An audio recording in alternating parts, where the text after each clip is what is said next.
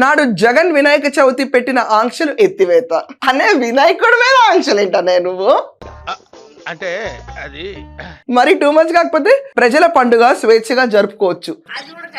ఇక్కడ ఏంటంటే మండపాల ఏర్పాటుకి వైసీపీలో ఏంటి రుసుము కట్టాలి అంటే లంచం ఇవ్వాలి.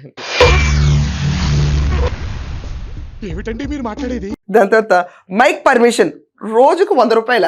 ఏంటి భక్తి గీతాలు పెట్టుకునేందుకు కూడా ఏంటి కరెంటు ఎంత పడితే అంత కట్టాలంట. దాని తర్వాత అనుమతి కోసం నానా పాటలు.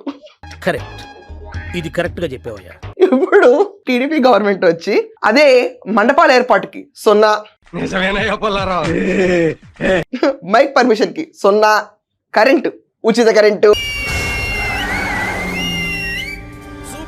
అనుమతి కోసం సింగిల్ విండో పోర్టల్. వాళ్ళు ఏమన్నారంటే వినాయక చవితికి లాస్ట్ టైము మన ఇన్ని కష్టాలు పెట్టాడు కదా, అలా కాకుండా ఈసారి చాలా హాయిగా పండుగను జరుపుకోండి. హ్యాపీ వినాయక చవితి.